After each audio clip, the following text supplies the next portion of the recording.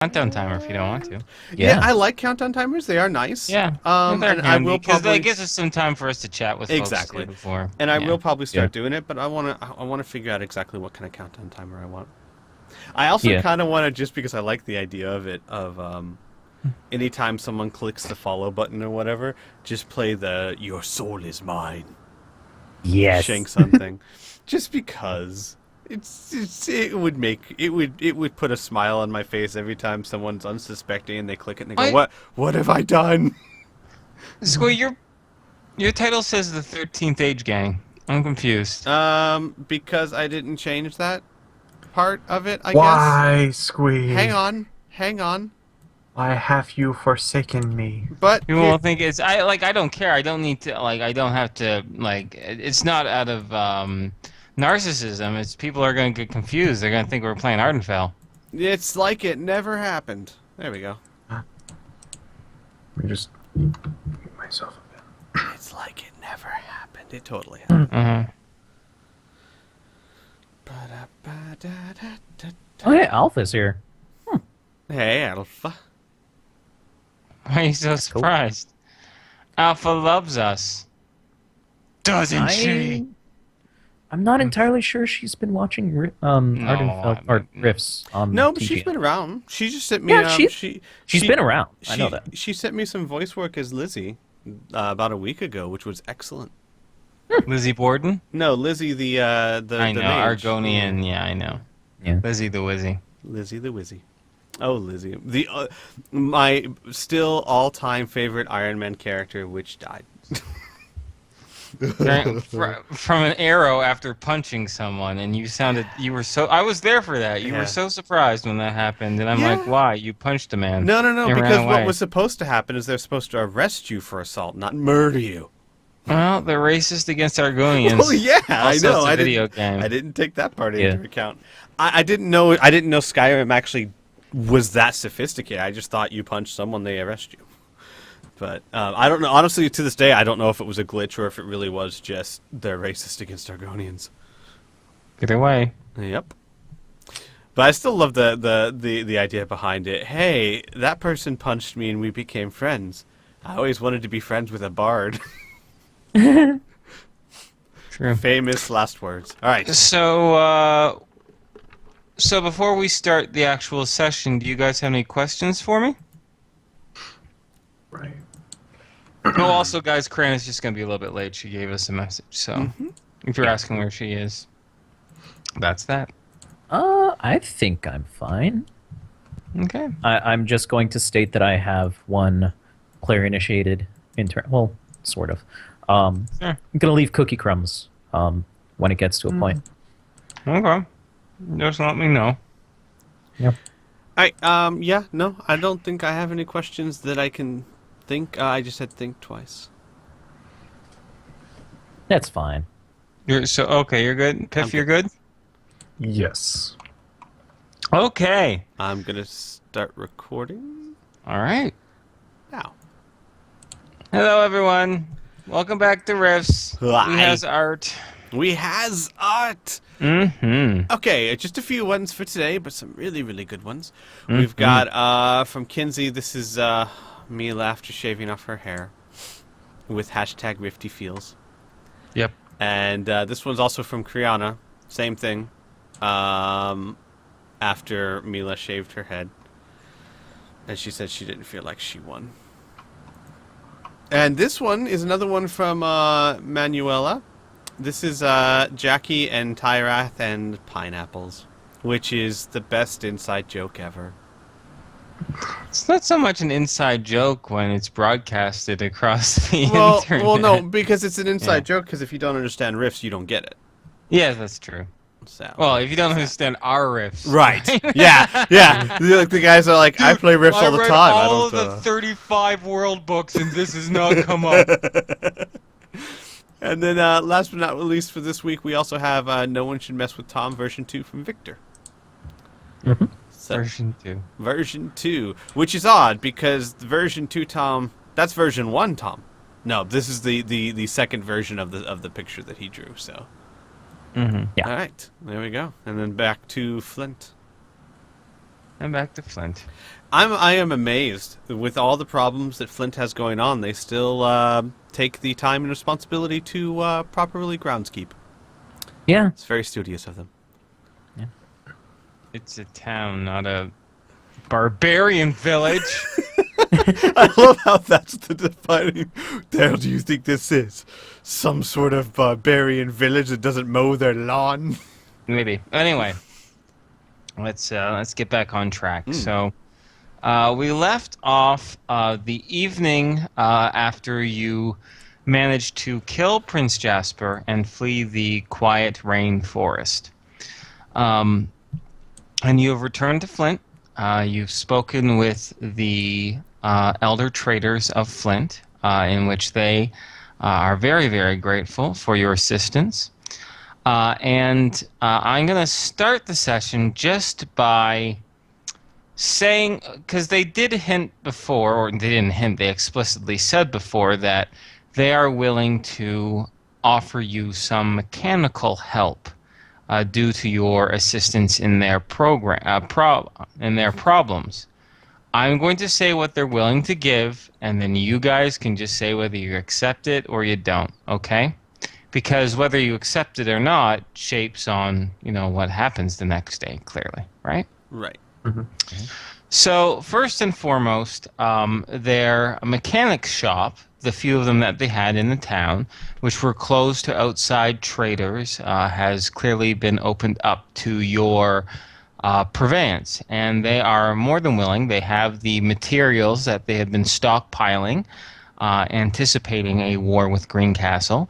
And they are very willing to have some of their mechanics, some of their operators, and some of their materials to repair the damage done to the behemoth. In addition, any damage that is done to your power armor, they can also replace body armor or repair the body armor that you have. If you're interested in replacing your body armor, they do have the resources, and a few extra suits are the equivalent to any body armor that's found in the main book of Rifts, right? So if you had Gladiator, you can get another suit if you want, that whole thing. Or they can just simply repair what you have. In addition, they are also willing to give you some supplies, up to 12 Eclipse, 6 different grenades, 6 different mini-missiles, like 6 mini-missiles of your choosing. Same thing with the grenades. In addition, if you're looking for any sort of light arms, like a new laser rifle or anything like that, that is also open. Although you seem to be pretty well kitted, but that's on the table if you are interested. And finally, they are willing to give you 50,000 credits, universal trade credits, as a thank you as well. So why don't you guys discuss what you want to take or what you don't want to take, and then we can continue on. Sound fair? Mm-hmm. Yeah. Okay. What do you think, Squee? Al wouldn't want to take anything. He would like the assistance, but he would like to pay for it because he really is going to feel. And I was talking about what you said last week. Like, it kind of depends on if they help or not with the city. I think Al would think that any sort of gift that he accepts for doing what he did would make him feel dirty. He might be able to be like, I maybe pay for it at a discounted price, but still pay for it. Yeah. What do you think, Piff? I think that's a perfectly reasonable thing to do to get the materials that we need and to feel like we're not being bought. Yeah. If that is the thing. I personally don't care about almost anything other than just materials. I don't care about the work or guns or money or anything like that. I more would like to patch up the behemoth and armor. Yeah, I agree as well. Okay. Yeah. All right. So I'm gonna just story tell this, right? We don't have to role play the exact scene because I think we have enough on our plate, right? But over the next day or so, what can be done. If you're not interested in actual repairs, then I will give you just enough mega damage materials. Um, so give me just a moment to open up the risk group loot so I can let you know how much. I'm gonna just measure this in the amount of mega damage that can be repaired rather than weight, because that'll just be a big pain in my ass, trying to calculate the weight, right? Yep. So how much is the behemoth down by? Boy. I'm trying to find that out myself. All right. It is down. The right leg is down by 159, and the main body's down by 110. So that's 269. So we'll make it an even 270 worth for the behemoth, which is quite a bit, actually. It's going to fill up one of your spare rooms, like, completely.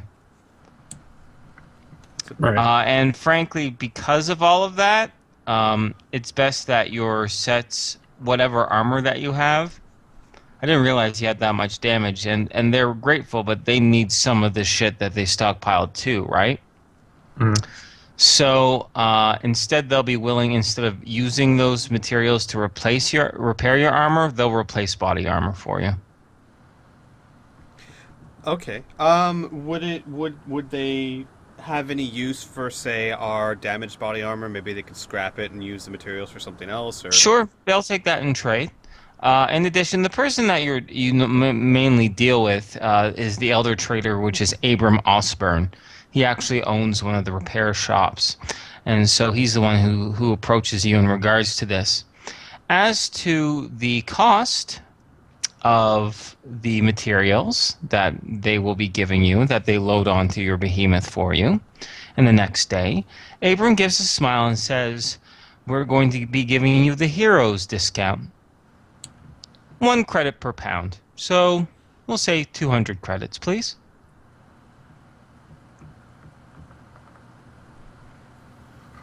oh, go ahead. Patrick will start rifling in his pocket for a credit stick. Mm-hmm. And Fantastic. So in your group loot, just take off 200 credits, and maybe in miscellaneous or armor or wherever you want to keep it, so you know you have it, so we can keep track of this shit at this time. Put in like 270 mega damage MDs worth of materials. Okay. Then I will put that. Oh, he's already being put in. Vern's already got it. Okay, and good. GM, I have a question. I know that Yeah. a lot of the stuff, like Patrick has the skill to repair, but is this the kind of thing that, let's say, for example, Al can help with, or is this kind of beyond his abilities? He can help by holding stuff for Patrick, but Okay, unless you know how to use a welding torch, the exact heat to set it at, the exact place to create proper structural damage. You know what I mean? Like, it's Right. more than just putting something on and welding it. But If I you can hand don't him a have the wrench or skill, something. you're not able to do that. Yes. Got it. Okay. All right. So that is, I guess, for the lack of a better word, the reward or lack of reward or whatever, the repairs out of the way, right? Mhm. So now I'm going to put the ball back in your court, because I know when we've been talking this week, you guys have had plans, you guys had priorities, you know what I mean? You have people that you want to talk to. So I'm going to put the ball back in your court as to what you want to do next. If you're not too sure, I can just move things along.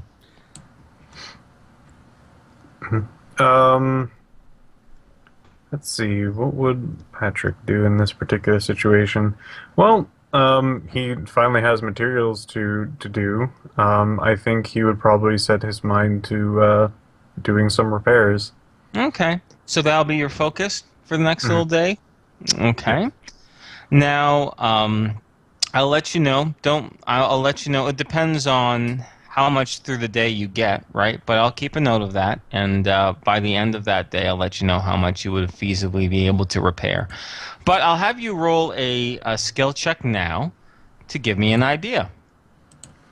Now, of course, if you fail, that doesn't mean you don't repair shit. This skill will represent how fast you're able to repair. So how much you get to do in a period of time. Okay.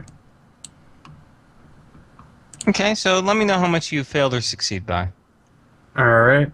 I have. Let's see. If this is well, that's both the same number, so I don't need to pick between the two. So that is 24. I succeeded by. Okay. All right. Got that in my brain. Good to know. All right. Um. All right. What else, guys? What else? I know you want to talk to Lee. Krana's not here yet, so you can't talk to Nora, right? You want to deal Yeah. with this James T situation. Mhm. So I'm Um, going to give you guys the initiative in regards to this. yeah, I think I will start with my thing. Um, Okay. so during this day, we have when we're talking to the traders and we're getting all the mega damage Mm-hmm. um, armor and everything like that, you guys will not see Tom during breakfast or lunch. Okie dokie. So, is there There's that. anything that you guys want to do? Yeah, I mean, Al will eventually go track Tom down. But the one thing, excuse me, one thing that Al's going to make sure to do is he wants to be in Lee's room when he wakes up to have a conversation with him. And I would assume that would take place before, I would assume, I could be wrong given his binge, before lunch. So probably before Al would go looking for Tom. Yeah. Lee, I'm going to just tell you right now, for the sake of the storytelling atmosphere, Lee's not going to wake up until like 11:30 in the morning. Okay, then I think at some point in the morning Al would go looking for Tom. Yeah. When he noticed that he wasn't there at breakfast, at least. You will look. You'll look in the observation deck. You'll look pretty much everywhere, save for his room, where you will arrive at last. No, Oh, well, I hold would up go a to his room second. first. Yeah. Okay, then you'll go to his room first. Yeah, We'll just- heads up. Yeah, go Okay. ahead. The main point was getting to his room. Anyways, what do you do? Just knock on the door. Okay. You don't really get a response other than muted. Tom, you feeling okay? You're gonna hear thuds of footsteps heading to the door, and then muted cursing. Then finally you hear the door unlock and open, and you will see Tom's hands sort of drooped in front of him. The knuckles are somewhat beaten and red, and then he will greet you with bleary eyes. Al will notice the knuckles and not say much, and then or not say anything about it, and then say, "I know you look very tired. However, I wanted to get you down to the medical lab for a quick checkup. Given everything that we've been through and everything you and I in particular have been through, it would be best to make sure that our bodies are still doing well." Okay. Then he's going to just slowly follow you to the medical lab. All right. Okay. All right. So once you guys reach the medical lab, obviously James T is in there as well. This has probably been the first chance you've been able to step through there.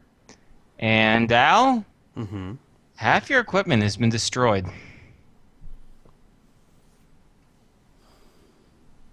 Al is going to... James T is on the cot, facing away from the door, brooding in the corner. Al is not going to acknowledge it, or him, whatsoever. Okay. He's going to motion for Tom to sit on one of the beds, assuming there's still one in existence. There is. Okay. And he is going to start checking Tom over. Yeah. Okie dokie, roll me paramedics. All right. Okay, so I don't know what Tom's been doing. Yeah. So I'll state. You will see that his knuckles are raw, as if he was punching a wall, and his hands, mostly the fingers, are raw as well. I get where that's going. I think Al's played enough guitar to figure out what happened there. I would assume your left hand fingertips are very bruised. Yes. All right. Al's going to look at his hands and his knuckles. He's going to do a full checkup first to make sure that there's the more serious, like, let's make sure the body is functioning well. Yeah. Because that's... Mhm. Apart from that, he's fine. Okay. Because and then he's going to look at the superficial damage, at least physically superficial. And he's going to kind of sigh and he's going to be like, Tom, how you feeling, buddy? I'm fine. You are obviously not fine, and Al's going to hold up his hands. Yeah, I may have gotten a bit overboard. And Al's going to shake his head. Tom, this isn't overboard. This isn't you, Tom. I've been with you a long time, and the Tom I know, and he holds up the hands again, doesn't do this to himself. What's going on? I don't know. There's just so much stuff that has been piling up ever since we went to Greencastle. Ever since we saw that cyberdoc. I don't know. Last night I just snapped. After what Lee did. Al's going to sit on the cot next to Tom and say, Tom, I'm going to forego the obvious as far as your hands go, i.e., I might be taking your guitar away for a few days until you heal up, but there's something more at work here. And I'm not a psychiatrist, so I'm no good at these things, but I am a little worried. You've been... The only word I can use to describe it is darker. Not only have you been less happy than I remember you being, but you're also more ready to kill. And maybe that's just you growing as who you are, and I'm not here to judge you, but I gotta tell you, it makes me a little worried. And I want to make sure you're okay.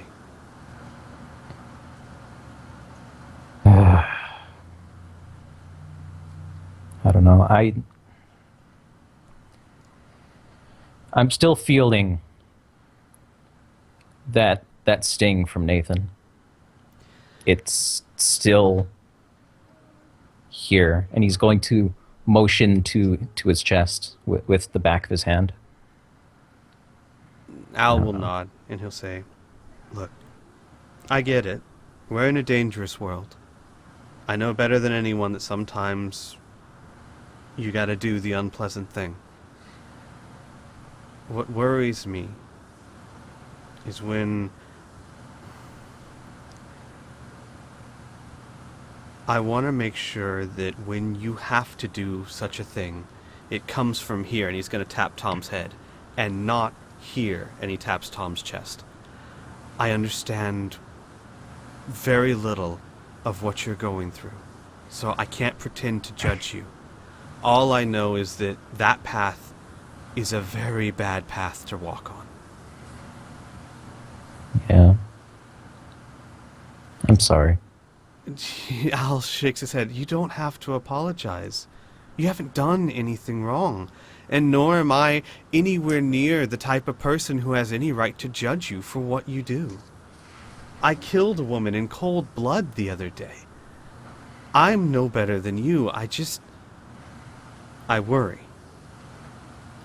If this, and he holds up your hands, is the worst that I have to deal with, or that you have to deal with, I'll count it as a blessing. I just want to make sure it doesn't get worse. If you are having serious issues, talk to me. I don't know if I can help or not, but at the very least, I can listen. True. And don't do this anymore. He's gonna hold up your hands again. Yeah. I think I'll go swimming next time. Al will nod. And then he'll probably root around his damaged equipment for some sort of ointment or something for his fingers and a bandage, because he's going to have to bandage up his fingertips. You'll have to roll me a D100, homie. Sure. Normally, I'd say you'd have the supplies, But yeah. Yep. 50-50 chance. So I guess I should call it first. 1 to 50, you have it. 51 to 100, you don't. Alrighty. Nope. Nope. Al is going to sigh audibly and say, Tom, until I can go to town and get some more supplies, just try not to grasp anything too hard. Your fingertips are going to be bruised for quite a few days, and the more you aggravate them, the slower they will heal.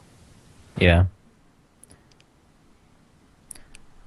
Okay. Oh God, how am I gonna eat?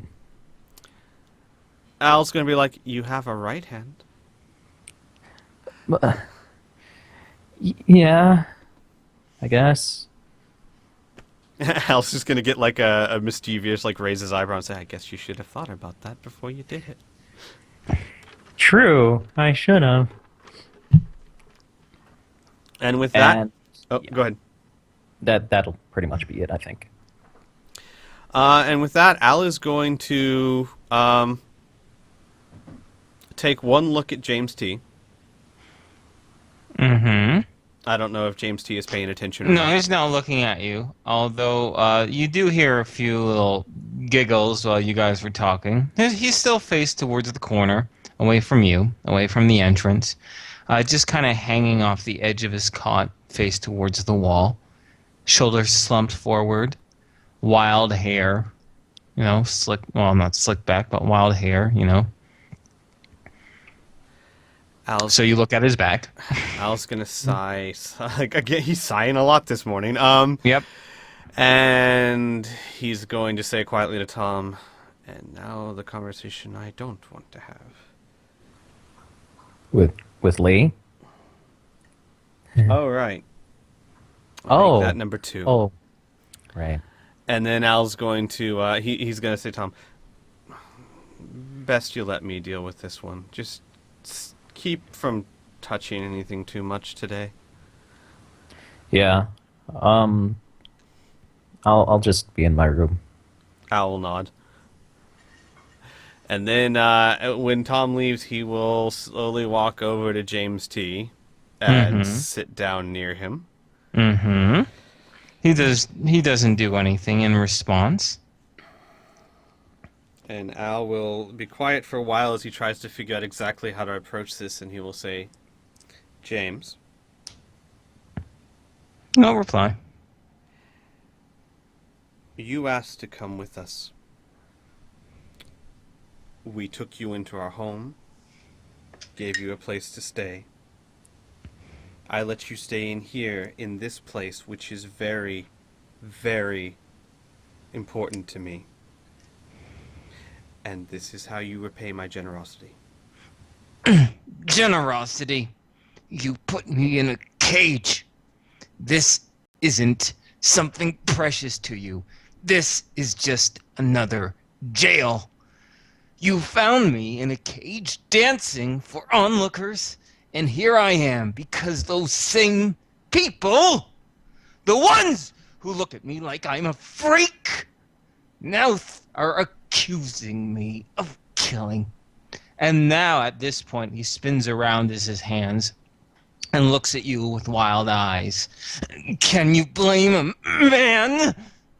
If that's what I am, can you blame him for being upset? Yes, I can. If I was implicated in murders, I would want nothing other than to get my name clear, any way possible. The last thing I would want to do is upset the people who have given me exactly what I requested so far.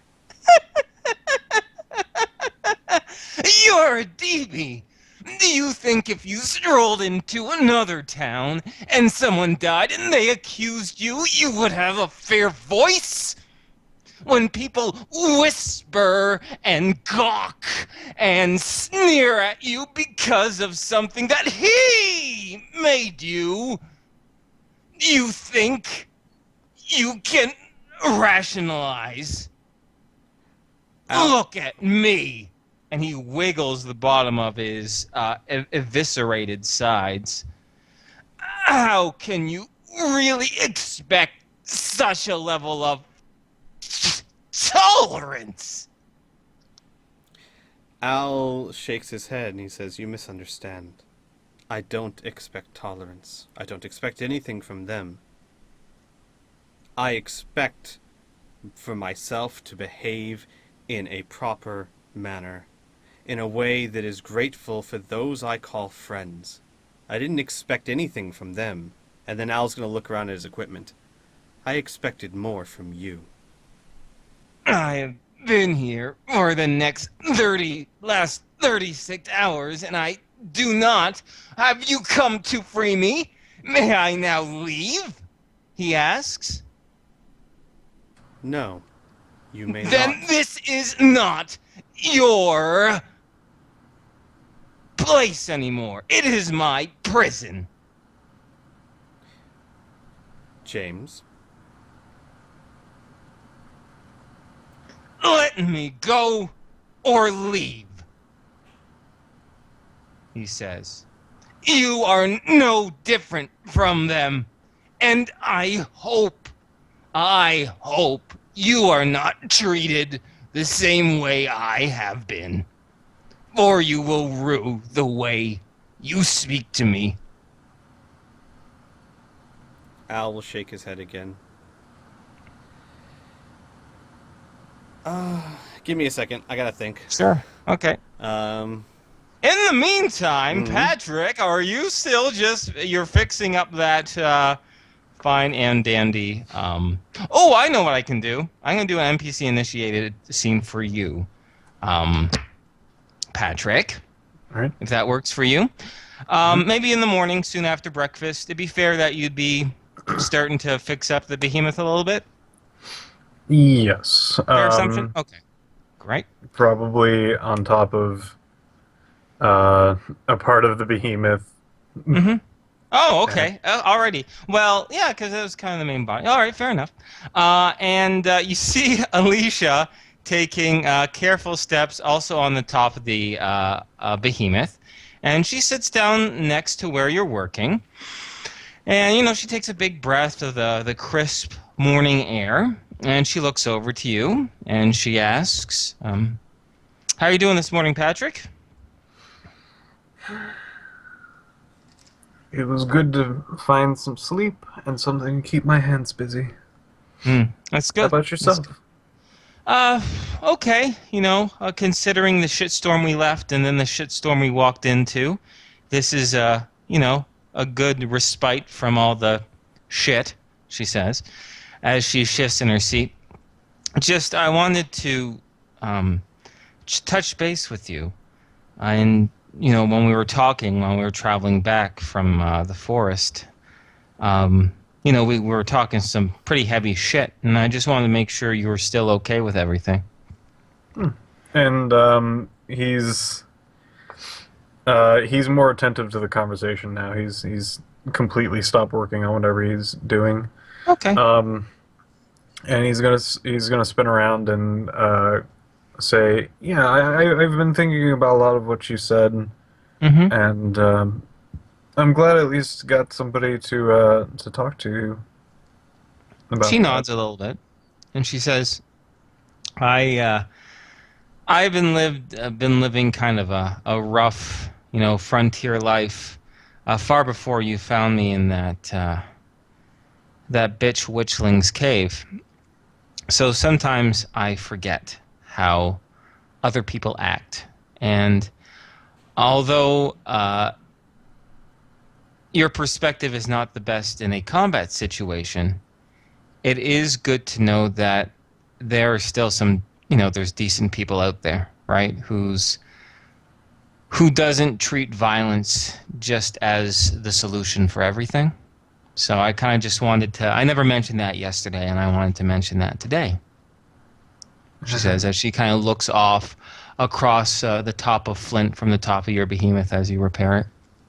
Patrick, with a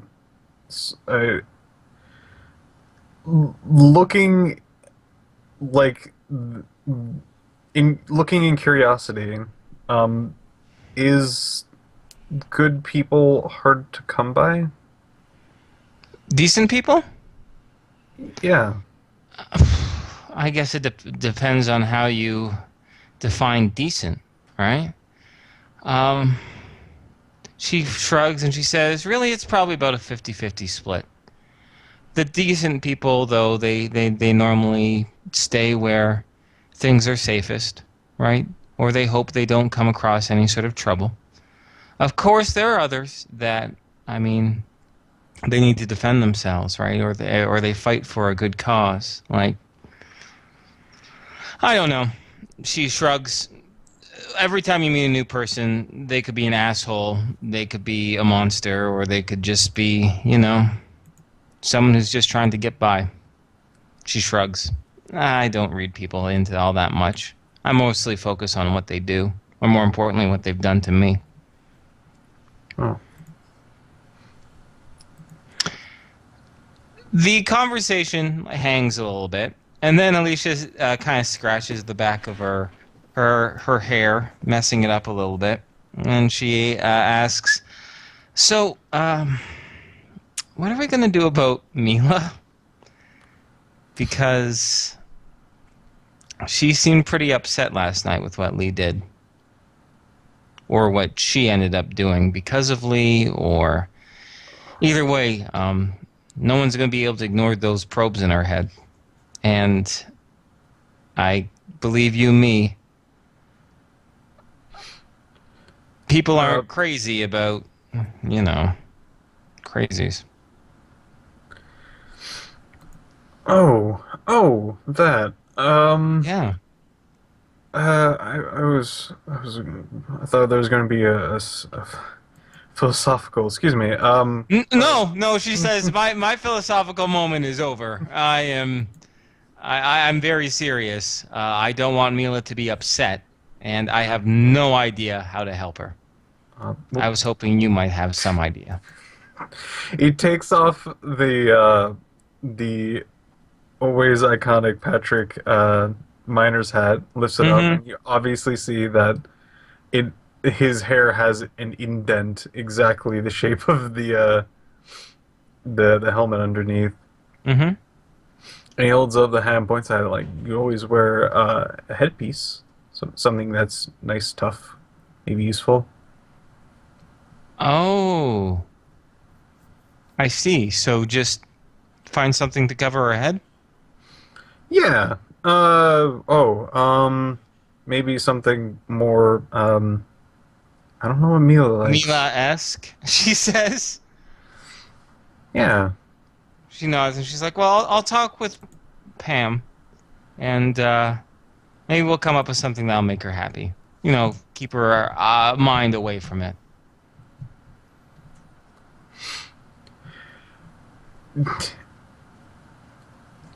Yeah, Patrick seems to be, like, distant in thought. Mm-hmm. And Alicia picks up on that. She goes, well, I'll let you keep your hands busy, Patrick, but thanks for chatting. Mm-hmm. Yes, work, right, okay. And she gives, like, a nod, and a little smile, and she makes her way back down from on top of the behemoth back inside. Okay, has that given you enough thought there, Al and or Tom? Yeah, I think so. Okay. Al's going to, like, really a few moments after what James T said, Al's going to cross his arm and say, don't give me the self-pity. You're not here because of what you look like. You're here because of your actions and the way you act around people. They are scared of you, not because of how you look, but because of what you say and what you do, and you have full control of that. No one's in control of anything, ever, he says. I'll just look at him with a raised eyebrow. That's a very convenient point of view. he says, giving a shrug. So, you think that you won't have a fair voice with them. Fine. I know it. You'll have a fair voice with me. Did you kill them? No, he Then says. prove it. Help How clear can your I name. prove a negative? Fine. Give me a reason to believe you. All I know is that we left you here, and then when we come back, you've terrified half the populace. Whether or not you killed them, your actions still bear responsibility. They weren't pointing fingers at you just because you're missing half your body. He nods and says, convenient. Convenient. I see. Illusion of justice. Prove that I didn't kill someone and make you believe. How could I possibly do that? You could start by not destroying my things just because you're throwing a hissy fit. I can't go back into the past. True enough. If you want, I will work for you to repay the debt. Al will sigh, and he'll kind of put his head in his hands, and he'll say, James, whatever you think, all I'm concerned in is the truth. You say you didn't kill them. The truth will come out one way or the other. Yes, it will. But truth can be skewed. I'll not die because of the fear of some trembling homeless fools. Al will look at him and he'll say very clearly, if you die, it will be because you murdered 2 people. If you didn't, you have nothing to fear. I find that unlikely. Al will shrug. And he'll say, well, it is what it is. I'm keeping you here because however much of a prison you think this is, it's far better than giving you to them. Very well. I will stay here like a good prisoner. Thank you for your generosity, he says, giving a wiry smile. His wild eyes rolling about his head. Al will just stand up and he'll go. He doesn't really know what else to say. Okay, that's fine. You don't have to have a great quip every single time. All right. I'm not looking for quips, but yeah. Yep. Alrighty. So, that's that. I can move on to the next scene if you guys like, once I grab a drink of water, but is there anything in particular that you guys would really like to do? Any scenes you want to initiate or anything like that? Because I can just keep us moving. I think I have one for Alicia. Okie dokie, let me grab a drink of water for real, All right. quick. James T takes a lot out of my throat. Yeah, I'll be right back too. Yeah. Hang on. It's the Burn and Piff Show. Hey. I'm gonna ask Alicia something really stupid and somewhat sexist. All right, I'm Yay. gonna ask you to rethink that for just 1 second, and if you're gonna be still okay with it, that's I your know. decision. Tom can't make food, All right. Okay. so he's gonna ask the first person he will see, which will probably be Alicia, What's up? unless I just got back. so exiting the med bay. Uh-huh. While everything was going on between James T and Al, what would the first NPC be that Tom sees? Would it be Alicia coming down from... No, probably Patrick? not. Probably be Bear outside Mila's room. Oh, okay. Yeah, that could work. Then it'll be It with can Bear. be Alicia if you want it to be Alicia, though. It's fine. We can make it Alicia. Yeah, Okay. I don't mind. We'll do Alicia. It's fine. All right. So Tom will almost run into Alicia and go, "Oh, hey, sorry. It's fine. Oh, Oh. I'm gonna ask you something. Can you do me a favor?" Okay. She Um, gives you a suspicious look. He's gonna look down at his Yeah. hands that are covered in the ointment, then look up. I kind of screwed up my hands last night. I may have How gone a the hell little did you do overboard. that? I punched a wall. Why the fuck did you punch a wall? She asks. Well, it was either that or, well, go after Lee, and I didn't want to do that. You dumbass. She says. What was the point of punching the wall? You were gonna break your hand. So how was that any better? And she gives you a slap across the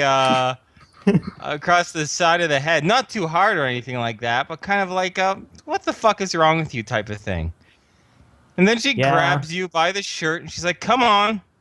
What do you need? What do you need me to get for you?" Can you make me lunch? I'm hungry. I'm like, she I'm sits sorry. down and she says, "You're cashing in your one chip. This is what I'm going to call your I'm an idiot and I punched a wall because I can't handle my emotions chip. You're Okay. cashing that in and I'm going to make you lunch. But I'm not feeding it to you. You'll have to figure that out on your own. And then that's it. Okay? Okay. Because you got to learn with the consequences of your own damn actions. But I'm not going to let you starve." And she just Thank you. rolls her eyes and shakes her head. Starts making you up something. Putting it in front of you. And she says, "Now we're even." And then she leaves. Yay! And that was the sea. Sorry. Not everyone is as compassionate as Al. God, I love No, Alicia. dude, that's fine. Okay. That was exactly the response that I wanted. Yeah, that's what Okay. we've come to expect from Alicia. Good. Yep. Good. I'm glad she is consistent in her attitude and things. Okay, I can continue things along if you like. The only other thing is, and I don't know if this counts as continuing along, but we still have a conversation with Lee. But I would ask. Oh yeah, no, let's Oh, do that okay. because my next scene is in the earlier afternoon. I would be asking everyone who wants to come to come. So in other words, if Patrick and Tom want to be there, if Alicia and Bear want to be there, I think that this would be a Bear thing where would the be there. group talks to Lee type of thing. Bear will be there. Alicia will not. I would ask, or Al would ask Bear one simple question. He would say, and he would do this more in a concerned tone, but he'd be like, "We are going to talk to Lee. Are you going to be?" I will not strike him. Al Bear will nod. simply says. And he says, "That's all I needed to know." Okay. Anyone else coming? I'm not. So you confront Patrick with something along the lines of, "We're going to go talk to Lee." Actually, we could roleplay this. I assume Patrick would be repairing stuff. Yep. Still up on the roof, you'd hear some sizzles and stuff like that. Al would climb up and be, he'd come. Patrick, Yeah. how's it going? Still need a lot of work to do. Given what happened last night, I was thinking that we should talk to Lee, see exactly what was going through his head and how we can keep things from getting worse. I thought that you might want to be there for it.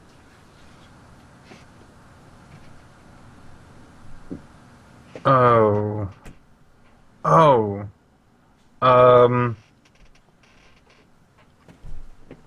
What were you, is it because of his drinking problem?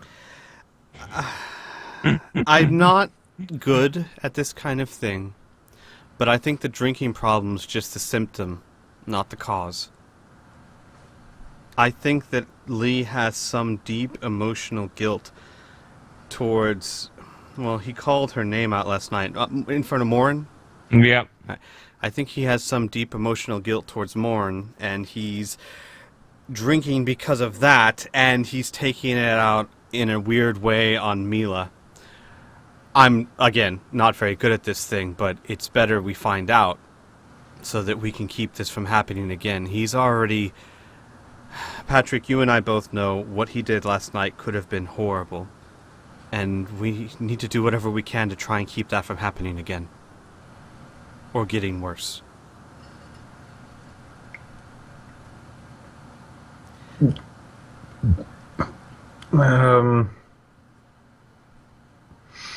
I can be there for you, but I'm not quite sure how much I can add to whatever is going on. Al will shake his head. It's not something that you have to add to. And I know that these aren't exactly comfortable issues for you.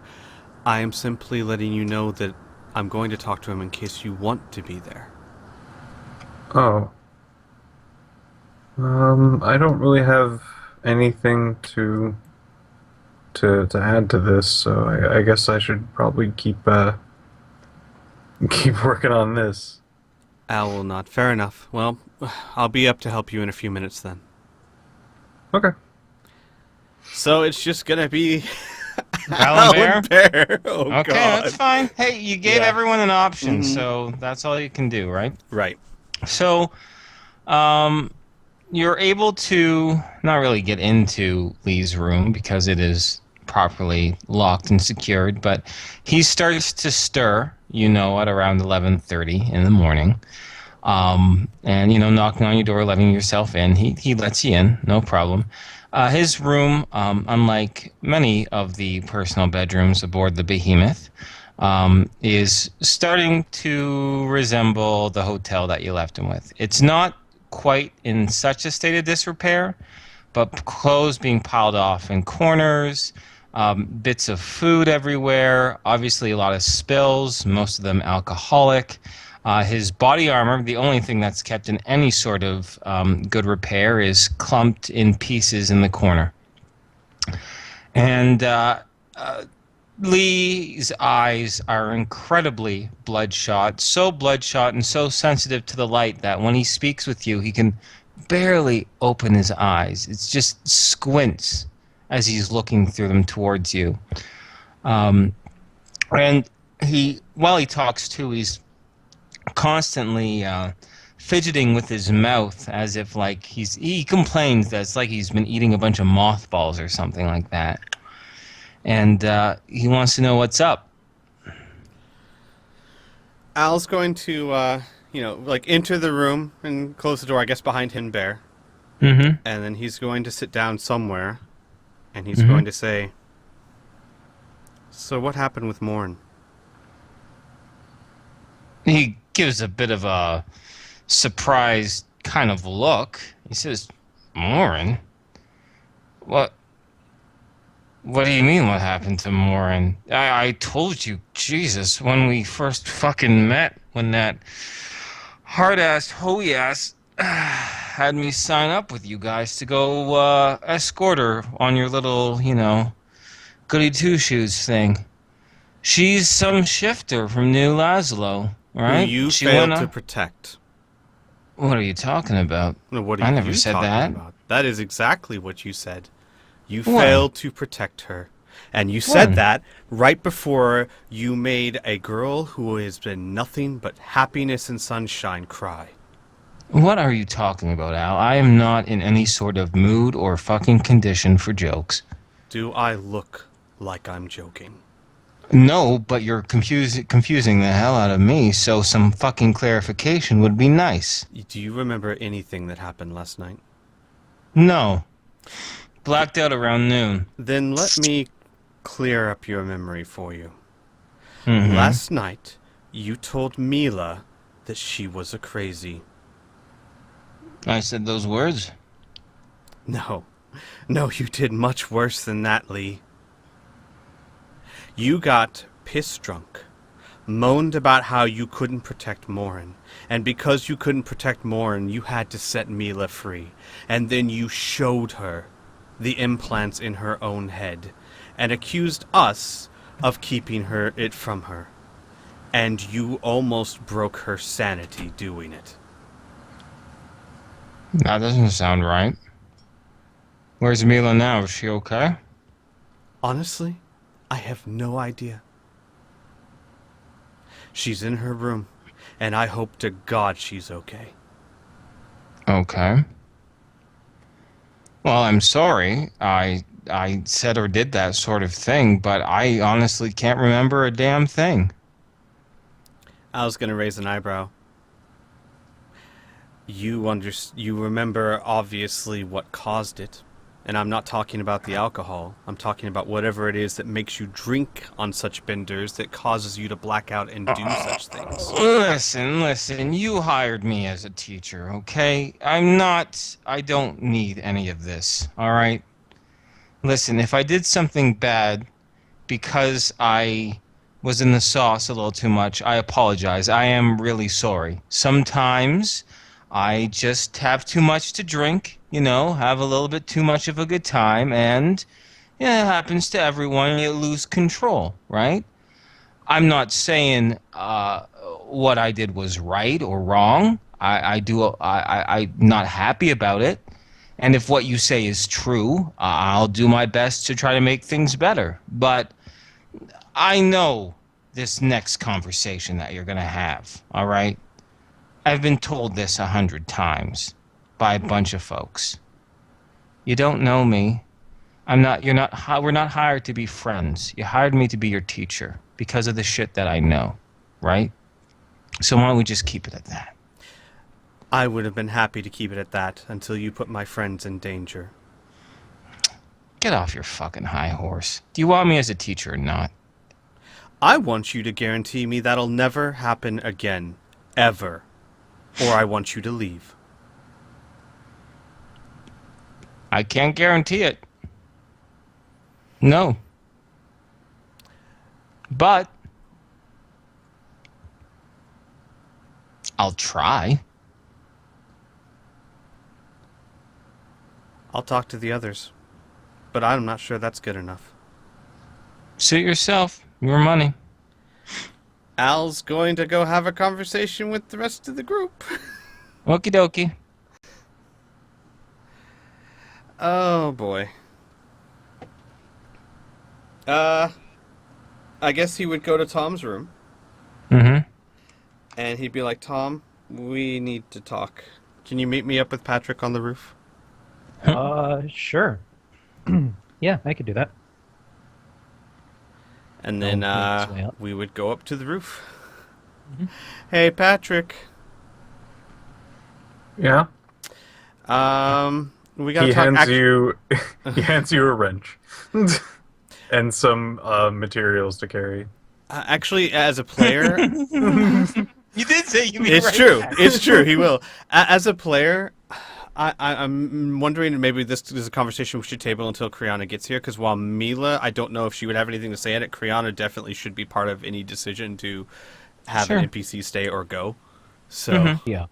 but We can just yeah. continue things on. You guys can talk amongst yourselves right now if you really want. Or we can just, for just a few minutes, but not make any decision till Krana gets back, right? Right. And then we can just continue on and wait till she gets back, and then we can speak to her as a player. So, and I can just fast forward a little bit. Basically, Al's opinion is simply this. Lee doesn't seem really remorseful at all, and there's absolutely no confidence whatsoever that he's not going to go on a drunken bender again and do something even worse next time. And as far as Al's concerned, that is too much of a risk, and magic isn't worth that. Not when it comes to his friends. Like, he really believes that Mila was seriously, seriously hurt that night, and who knows how bad it could be next time. Yeah. Yeah, I agree. Patrick's gonna disagree. Yeah, go for it. Say. Yeah. All right. Why do you I guess disagree? I guess I'll do this out of character. Yeah. Might as well, because this conversation might be completely different when Kriana comes back. Yeah. Basically, what Lee did was a fairly rare, uncontrolled state where I've actually personally seen this before as my character, and he really doesn't know what he does when that happens. He kind of does not understand what he does. And it's one of those things where what happened may not be entirely a bad thing. And Yeah. if you're looking for like great benefits, there's not really a great benefit, but I keeping secrets, especially from the same person who's having them, uh, Patrick didn't particularly like that, but that was her own wishes, and she found out, and that's more of like, let's see what sort of happens than like damn the person that nudged in that direction. I guess Al would respond or say that it's not the outcome that's important to him. It was that Lee had no right to do that whatsoever. And if he gets on these drunken binges and feels like he can do whatever he wants, no matter what anyone thinks or damn anyone else, who knows what he could do next time? And the thing is that while he may not remember what happened, he has total control about whether or not he gets in that state, and he chooses to get in that state. It's not a matter of I think he's going to murder Mila. It's a matter of he's obviously gets into these states where he cares. I don't know. I don't know exactly how to say it. Yeah, can I just voice something just as a GM and as a person? Sure. Not to lean you one way or another. I don't know if you know anyone who's been an alcoholic, right? But choice, the idea of choice and addiction, that starts to be a blurred line. Not in Al's view. That's fine. Yeah. That's fine. And if that's not Al's view, I completely agree. No problem, right? But I just wanted to make that known. Mm-hmm. Not to sway one way or another, but no, I just don't want to trivialize this situation. No. I don't want to trivialize either. And I think to be more specific, while Al would agree and he would understand very well what addiction is, what I would be more referring to is Lee would like the choice to seek help for it or not is more the issue here than that thing. And Lee, obviously, from the conversation they had, he has no interest in getting help. Period. Yeah. Fair enough. Sorry. Yeah, we were about to say something there, Piff. I have nothing to add.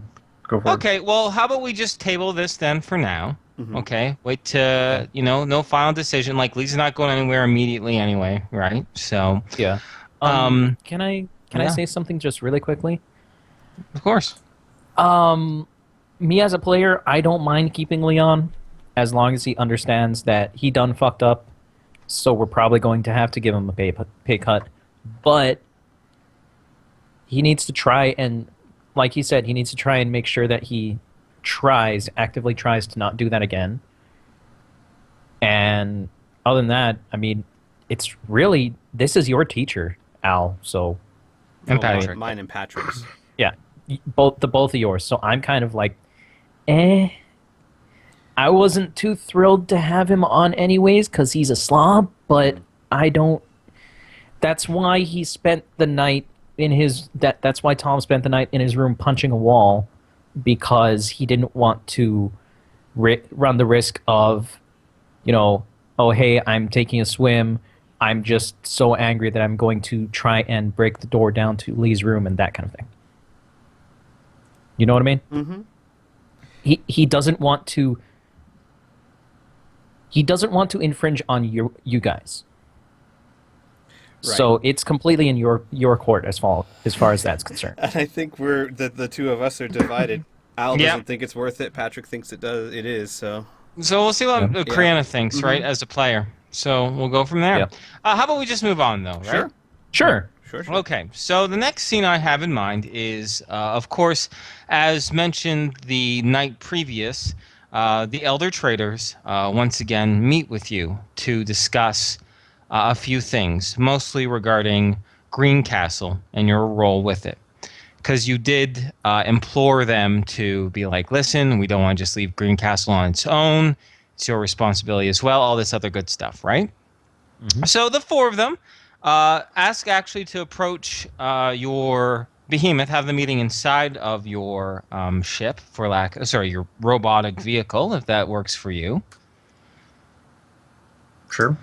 Sure. Okay. So just as a heads up, just the names of the elder trailers. There's Tyler Rawling, Abram Osborne, Fatima Skillman, and Deanna Straw. And they'll get things down to brass tacks first. You mentioned previously, mentioned last time we spoke that you were identified. We realize that soon you will be, very likely, you will be named, identified, wanted for the prince's murder.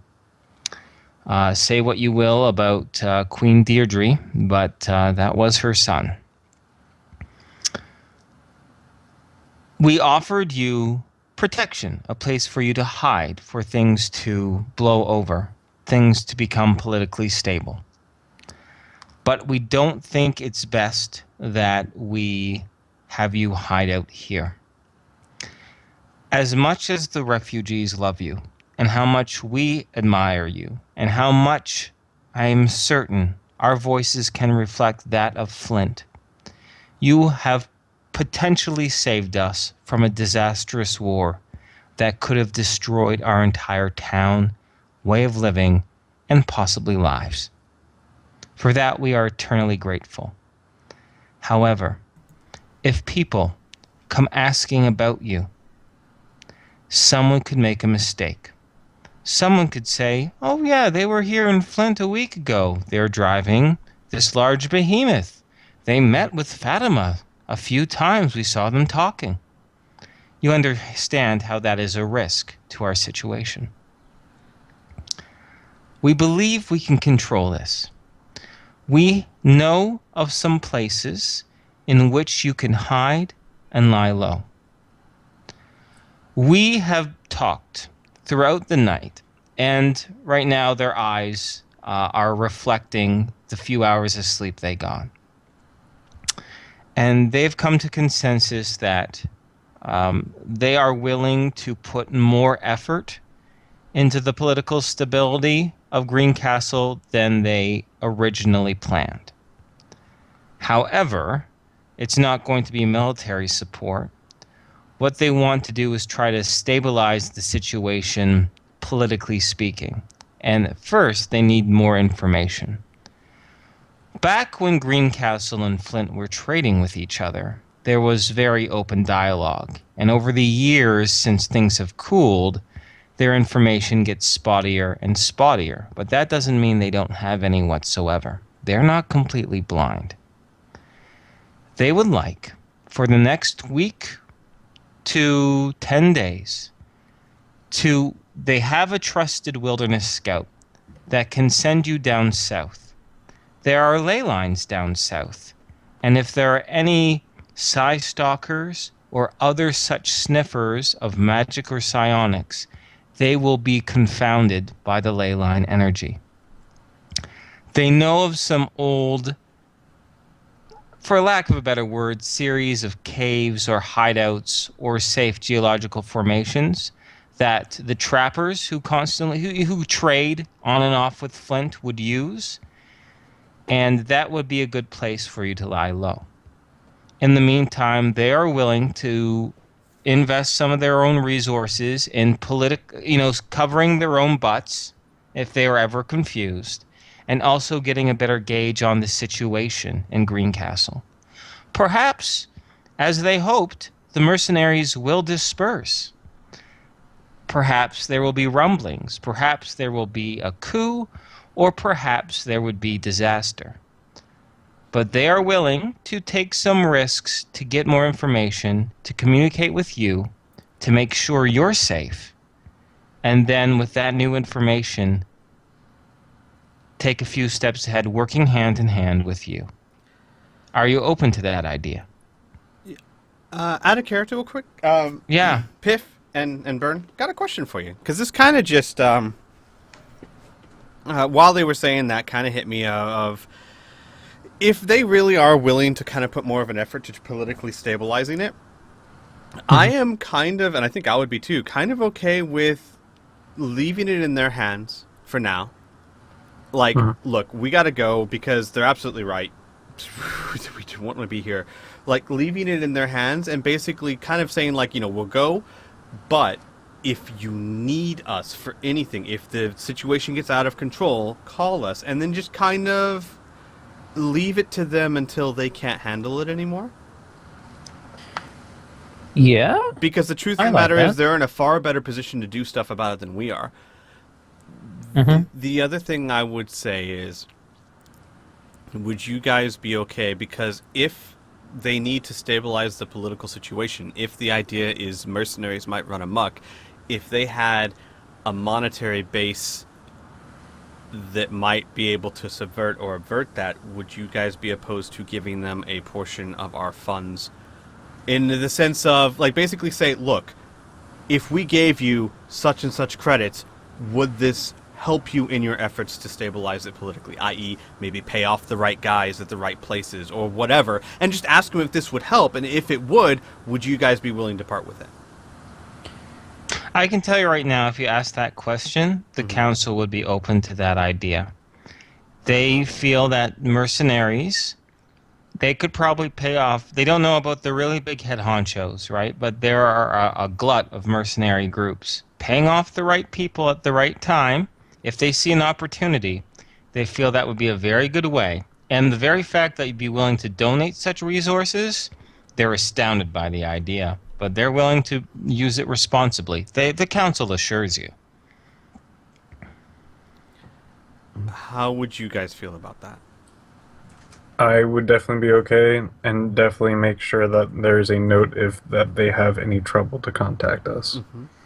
Yeah. I'm Okay. completely fine with it. Then the part B of that question would be how much? To you guys, not to me. Right, yeah. Well- To how much are we willing to part with? I'm gonna leave that number to Piff because Yeah. I've been spending way too much of the group's credits. Let me So- go to our group. You lead have and see- 3.7 million. Right. Yeah, 3.7 million. I have no idea how much payoffs are generally worth.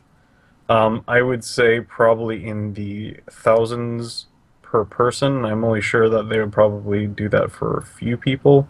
Like if you did like 8,000 or 2,000, that probably would pay off somebody.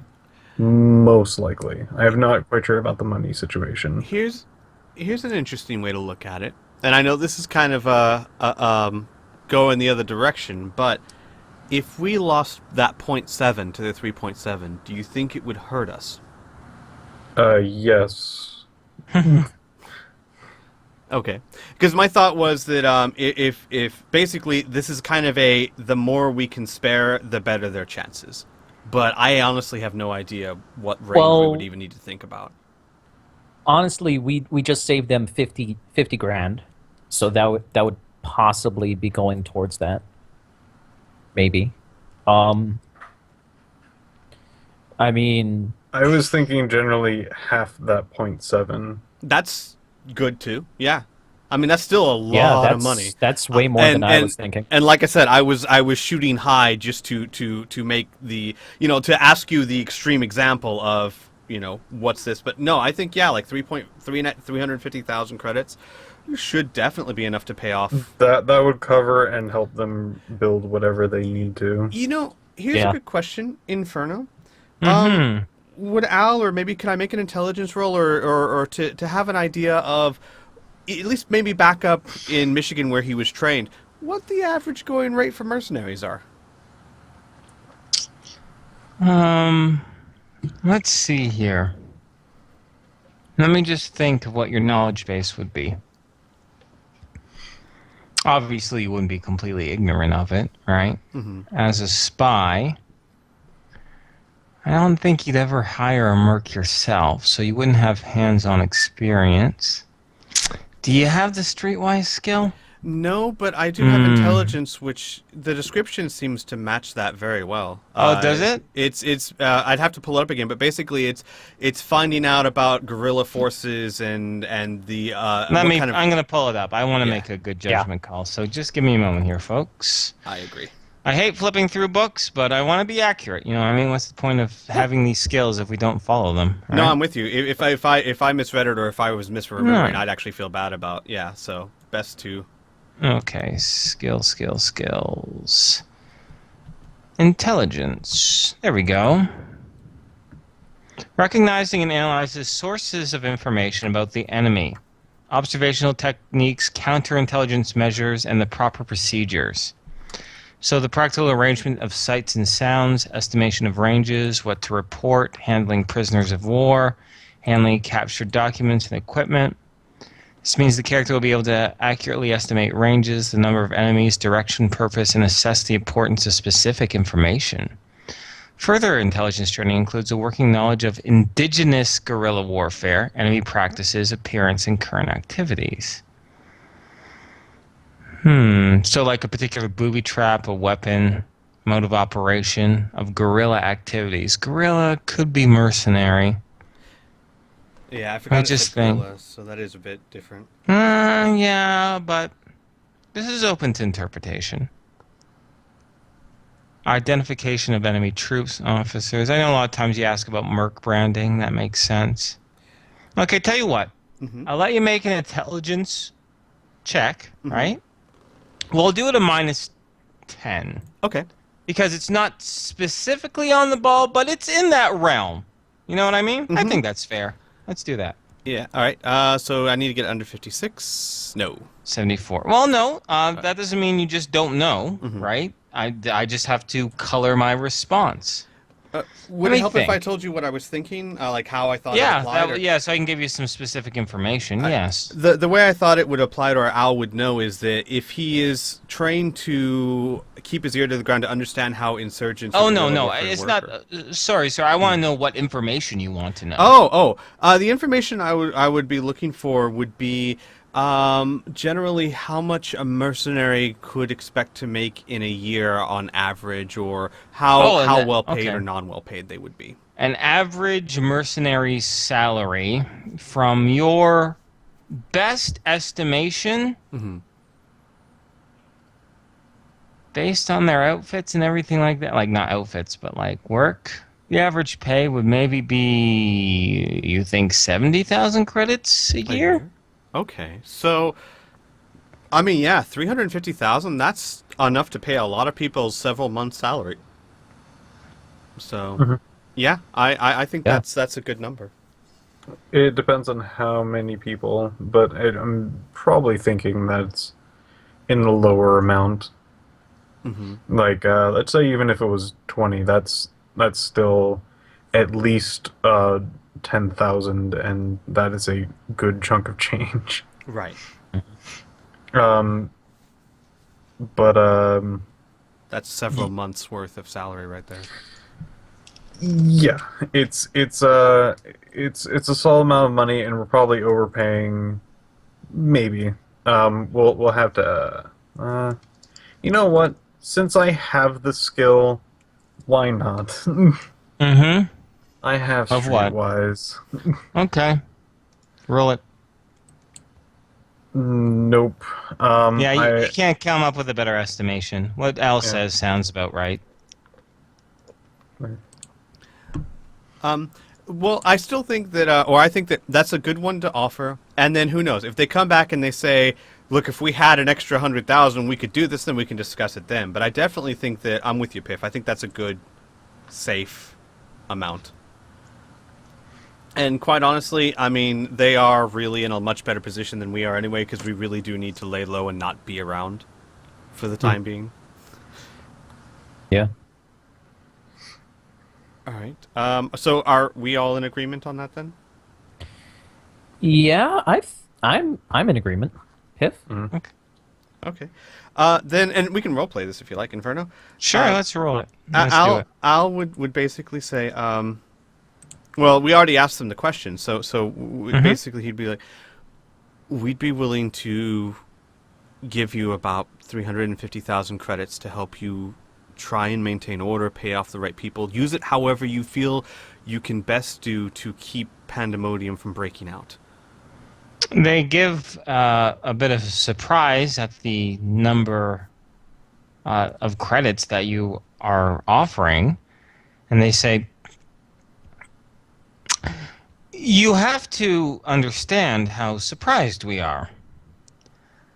Not only have you assisted us in dealing with Prince Jasper, not only are you being very gracious in the rewards that we offer you for such service, but now you are paying us more than what we would have paid you in order to make sure Greencastle is safe. We are astounded, not unpleasantly so, but as traders, you have to understand that we're more used to a give and take. So we will only ask this once, and then we will take your gift happily and use it appropriately. Is there something that you're jockeying for? Is there something that you want out of this long-term investment? Speak plainly. We will not be upset if there is. Al will nod, and he'll say, there is one thing. That woman. The one that had her limbs removed. Yes. I want to give her the best life possible. After that. We didn't accept the job to kill Jasper because you asked. We accepted it because it was the right thing to do. All right. They say we will not look a gift horse in the mouth, and we are eternally grateful. Goodness knows what might have happened to us if you did not stop by. We'll try not to dwell on that and try to secure a better future. He will nod, and he'll say, obviously, radios, keep in contact, especially, wait, before we head out, there's one last issue. Mm-hmm. James T. They nod. And they say, due to your actions, we feel that we can trust you enough. We will be in communication. Fatima will give you a specific radio code that only she will know. That's just for the safety of everyone involved. You can communicate directly with her. We will be continuing our investigation into these murders, and we trust that you will not run away if we find out that your companion was guilty or not. But we feel right now your safety is more important. Not more important than the lives of these people, but investigation will take much more time, and you can't wait around for it. If we do find evidence of guilt or want further questions of this man, can we count on you to return when the time is safe? You could count on us to return. My worry would be simply this. Our behemoth isn't a prison. If it turns out that we leave with him and you want further questions, I have no idea if he has the capability to escape us or not.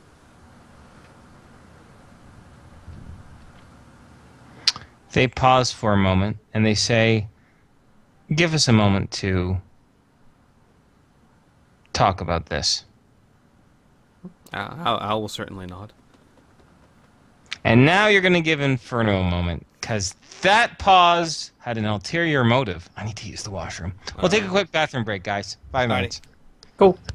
My gosh, the villagers have had ulterior motives all along. Oh no. It was all to go to the potty.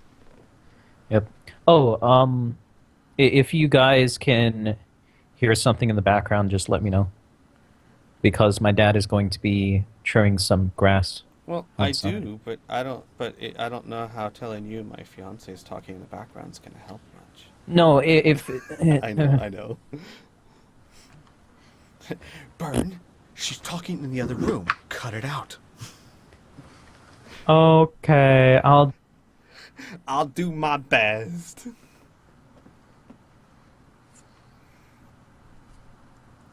Honestly, yeah. I mean, like, I know we're like, gosh, we don't want Greencastle to go into pandemonium, but if they really got it, if they really are, like, the fact that they are saying, you know what, we're going to put effort into this, I think that would ease a lot of Al's fears. yeah, dude. Yeah. Because Like I was like he can trying preach. to, like I was trying to say at the end of last session, we're not equipped for this. They are. It's absolutely true. Yeah, and the thing is, of course, Al's fear was, yeah, but if they're not willing, we're definitely not equipped for this, but we might be all they've got. Now that we aren't all they've got, Yeah. kudos. Yeah. It's like, if there's a kid in a burning building and there's firemen around, I'm just going to let the firemen do their job.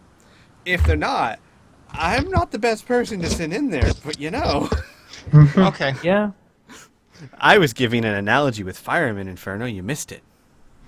Well, you're giving a what, sorry? I was giving an analogy with firemen. A fireman analogy? I was Okay. basically saying that I think that Al's fears are more at ease because, like we were saying, that obviously we're not the best to go into Greencastle, and I was like, yes, like if there's a kid in a burning building and there's firemen there willing to help, then by all means, I'm going to stand by and let them do their job.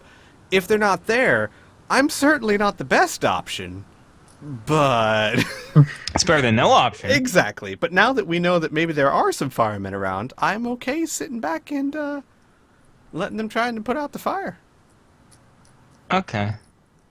All right, I'm good to continue, but is everyone here? Yes. Yes. Okie dokie. So, coming back, they say,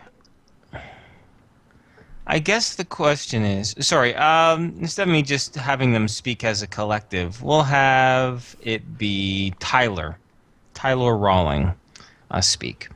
And he'll say,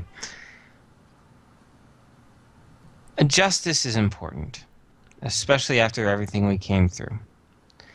We do not want the individuals who die to feel that they escaped justice if indeed your companion was guilty.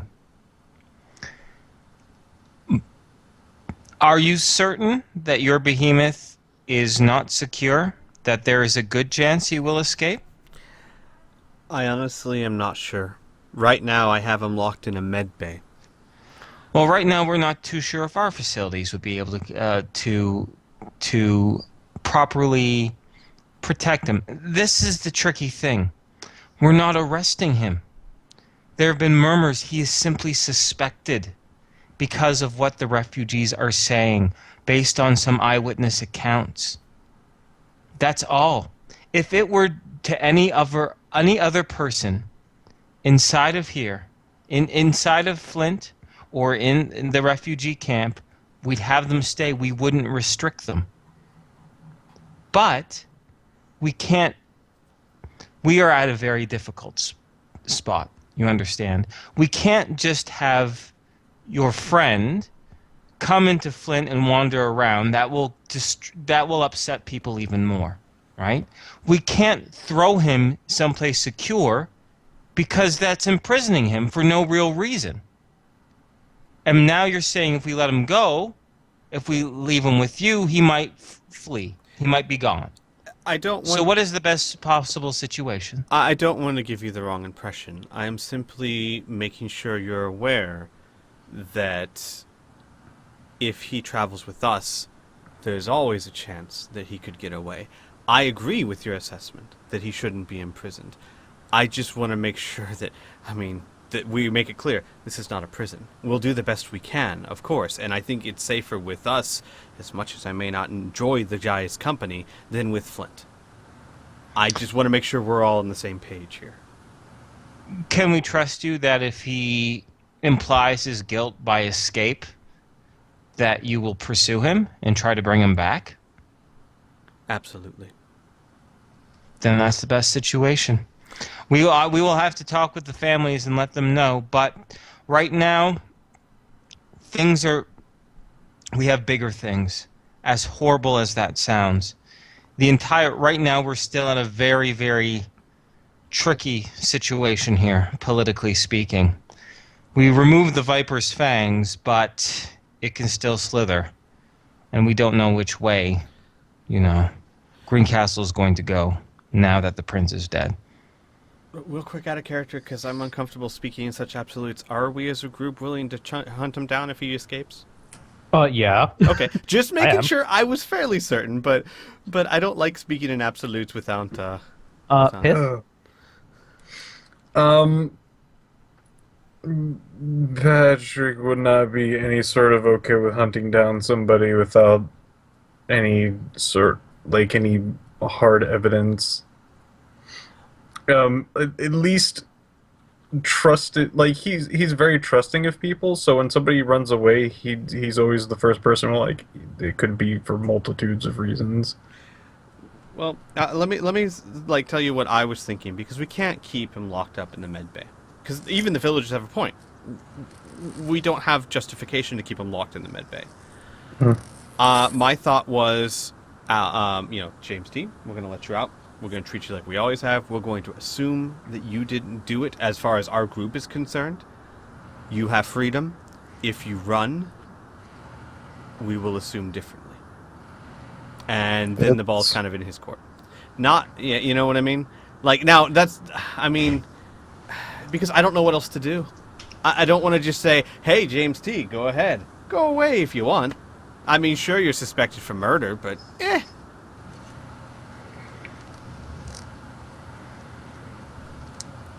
kind of between a rock and a hard place there. Yep. Yep. Just the way I like to put you, motherfuckers.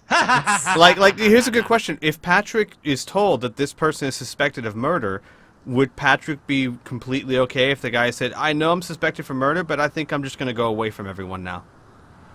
Yeah. Again, Patrick is extremely trusting and will never jump to like a. That means he's, of course, the murderer and runs. Well, no, but there's a difference between jumping to he is the murderer to, well, he's still a suspect. Like, because Al wouldn't jump to that conclusion either. There could be other reasons, but Al So when you mean hunt him down, you mean just collect find him him. again? Yeah, not Yeah, kill just him. Just find him. find him No. again. Yeah. Okay, because the God. word hunt means a lot of things. No. Basically, I understand what you mean. No, the idea would be, look, James T, until your name is cleared, we would like you to stay with us, and if you run, we will find you and make you stay with us until we know for sure you're innocent. Definitely not shoot him in the face. Well, no, I'm just kidding. Sure, I guess.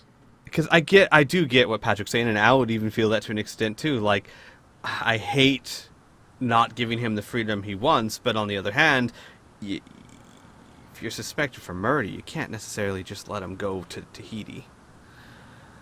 But yeah, okay. So then we would, and you know what? We can make that very clear to the village.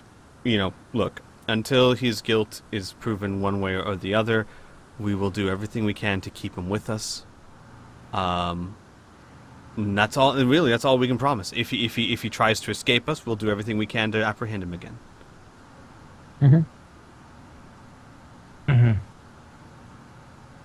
All right, that's that. And now they arrange for a wilderness scout. She's introduced to you. Her name is Annette Dorette.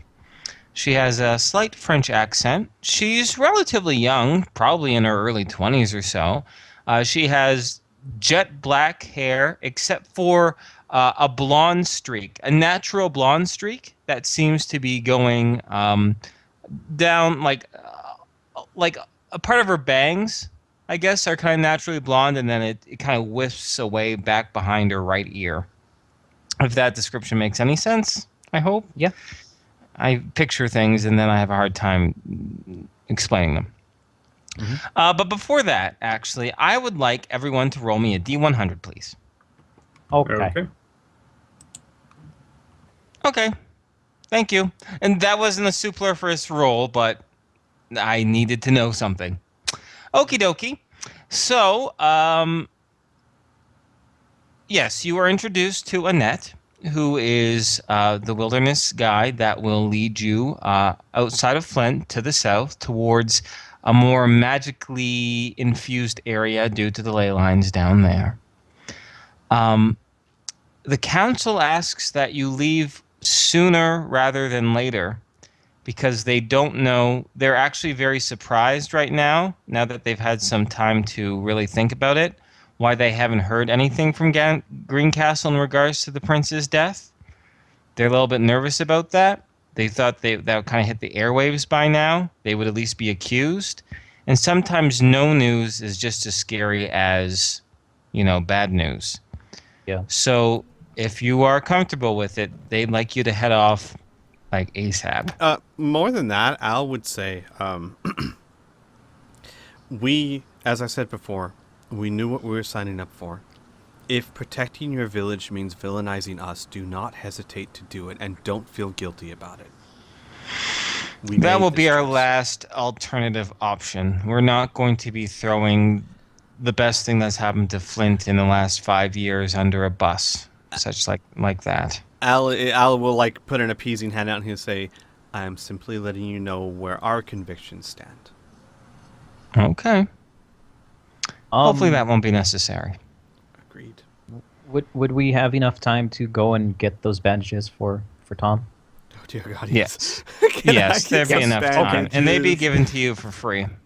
Oh, thank you. You'd have enough to... Flint has just enough to give you to... Now your supplies, instead of 50 is missing, now it's about 25%. All right. So anytime you need anything, we'll roll D100. And it's it under only 25. cost us a cool 350,000 credits. Yeah. Most expensive bandages ever. Yep. All right, sure. I'm ready to hit the road. Okay, excellent. Yeah, I'm good. So let's do that. So Annette normally goes by foot or by her own hovercraft, but considering you guys are intent in taking your behemoth, if you're comfortable to let her on aboard, of course she has her own tent and whatnot. She'll camp outside.